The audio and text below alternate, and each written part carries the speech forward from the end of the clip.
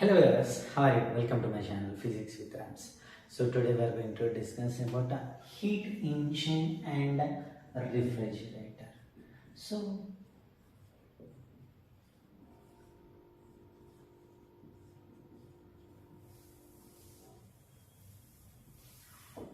before going to start this topic, those who are new to my channel, please subscribe my channel so that you can receive notifications regarding my channel, as well as you can watch my previous videos so that you can clear your concepts regarding the physics.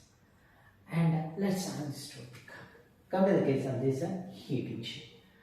When we consider a heat engine, we consider 3 points. The first one is a source. The second one is a working substance.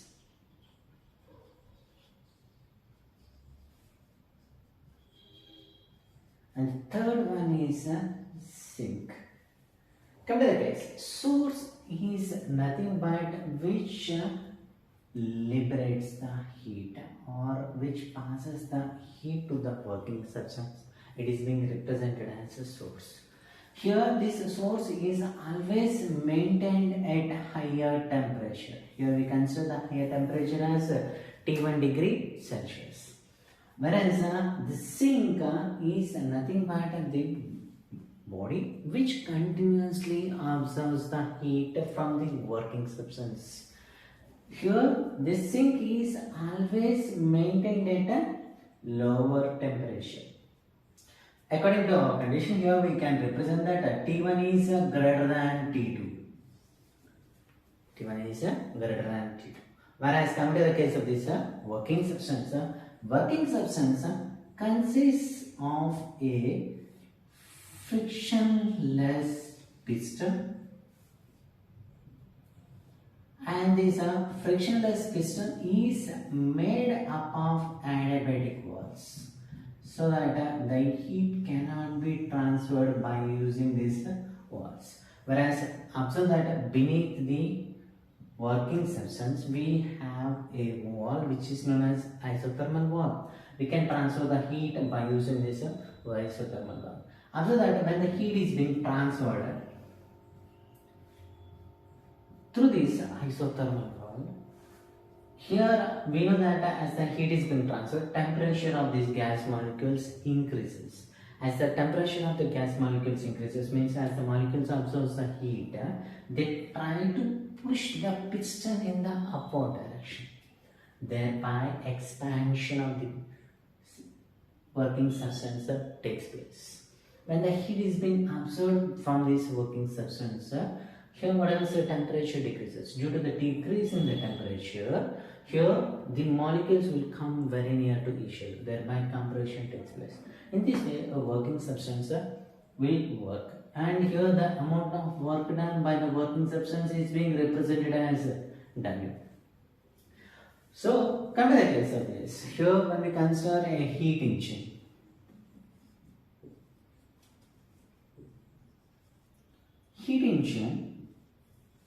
absorbs the heat from the source.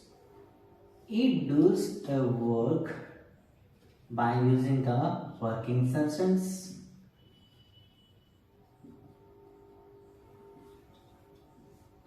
and liberates heat to the sink. Observe that the amount of heat absorbed by the working substance from the source is being represented as Q1. The amount of heat liberated by the working substance of doing work after doing work is represented as Q2. So here, based on the difference between the two heats, the amount of work done is being represented. Whereas W equals Q1 minus Q2 represents the work done in the case of a heat engine. The working of the heat engine is being represented by considering the efficiency, where efficiency is being represented with neta, where neta is equal to amount of work done by heat absorbed by the working substance from the source. So it is being represented as Q1, where we had represented that W equals Q1 minus Q2. Then efficiency can be represented as Q1 minus Q2 by Q1. So when we separate this, observe that Q1 by Q1 is 1 minus Q2 by Q1. This represents the efficiency of a heat engine. Observe that when we consider the sink temperature is the amount of heat liberated to the sink is being considered as 0. So when we substitute here Q2 equals to 0, then we can represent that efficiency is equals to 100%. So if the amount of heat liberated to the sink is equal to 0, we can represent that completely the amount of heat absorbed by the working substance has been converted into work done. So which is not possible in real life. Why? Because we know that some of the heat is being liberated to the atmosphere. So we can represent that a heat engine will not be available which has 100% efficiency. So here we know that the amount of heat liberated is directly proportional to temperature. So the efficiency can be represented as neta equals 1 minus T2 by T1. So when we consider the sink temperature as 0, here if we consider T2 is equal to 0, then also we can represent that efficiency will be equal to 100%, which is not possible in a real life. Whereas observe that based on these conditions, we can represent that the value of efficiency varies from 0 to 1. The minimum value is 0 and the maximum value is 1. Based on this itself, we can represent the efficiency of any engine by using this expression. Take a screenshot, we will continue.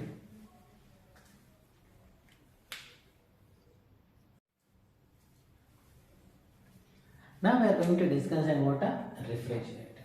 So the refrigerator also consists of a working substance,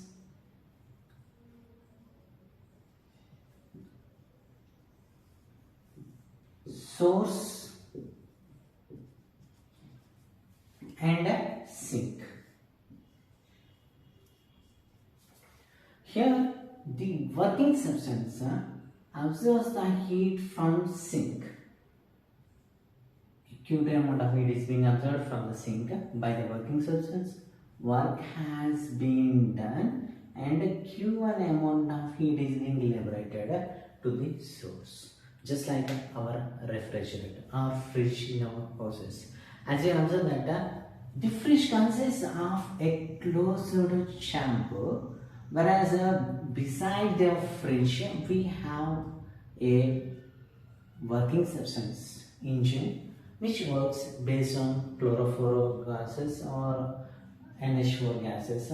So now here these gases absorb the heat from the closed chamber by doing work and liberate it to the room. So here room is being considered as a source. This closed chamber is being considered as sink, and the engine present or the motor present to the fridge is known as a working substance. Here for the refrigerator we represent the coefficient of performance where beta is equals to amount of heat absorbed by work done, where we know that work done is equals to Q1 minus Q2. The difference between the higher heat to the lowest heat. When we substitute the values, the coefficient of performance is being represented as Q2 by Q1 minus Q2. When we divide this equation with the Q2, we can represent it as a beta equals 1 by Q1 by Q2 minus. Since here we are representing that Q1 by Q2 is greater than 1. Since if we consider beta is equal to 0, we can represent that it is greater than 1. Based on that, we can represent that Q1 by Q2 value will be greater than 1. Commonly, the coefficient of performance value varies from 2 to 6. The value of beta varies from 2 to 6. Take a screenshot, we will continue.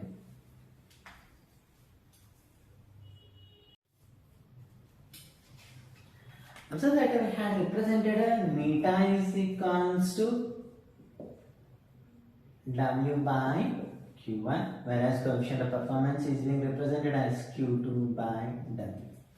Or we can also represent it as neta is equals to Q1 minus Q2 by Q1, or we can also represent it as 1 minus Q2 by Q1, which is equals to 1 minus T2 by T1 in terms of temperature. As we had represented that heat is directly proportional to temperature. Similarly, we can represent it as Q2 by Q1 minus Q2, or we can also represent it as 1 minus Q1 by Q2 minus 1. As we observe that we can represent in terms of temperature as 1 by T1 by T2 minus. From this equation, here when we consider this, neta equals to 1 minus T2 by T1, which equals to T2 by T1 is equals to 1 minus neta. So in the place of T2 by T1, we can substitute 1 minus neta, or we can represent it as T1 by T2 is equals to 1 by 1 minus neta. So here we can represent it as beta equals 1 by 1 minus neta minus. When we do LCM, here we get 1 minus neta by 1 minus 1 plus neta, which equals 1 minus neta by neta. This shows the relation between coefficient of performance and efficiency. Take a screenshot, we'll continue.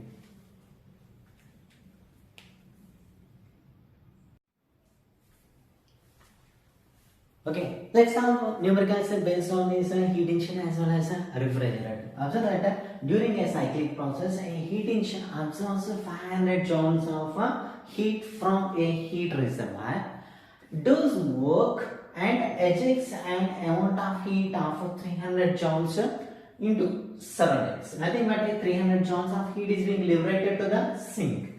Now we have to find out the efficiency of the heat engine, where we know that efficiency has been represented with neta, where neta equals, in terms of heat, we can represent it as 1 minus Q2 by Q1, which is equals 1 minus Q2 is 300 joules by amount of heat absorbed from the source is 500 joules. So 2 zeros get cancelled, so here we get 1 minus 3 by 5. We know that 5 6 are 30, so here we can represent it as 1 minus 0.6, nothing but 0.4 is the efficiency of this working substance. In terms of percentage, we can represent it as 9 percentage equals 0.4 into 100, nothing but 40% is the efficiency of this engine. Now, observe that we consider a refrigerator, whereas the coefficient of performance of this refrigerator is being represented as 3. How much work must to be supplied to the refrigerator in order to remove 200 joules of heat from its interval? So now we know that beta is equals to Q2 by W, where we have to find out the work done. Whereas here he had given that Q2 is equals to 200 joules. When we substitute all these values in this equation, observe that work done equals to Q2 by beta, which equals to 200 by 3. Nothing but 66.7 joules of work has been done by this working substance in the case of refrigerator. Take a screenshot.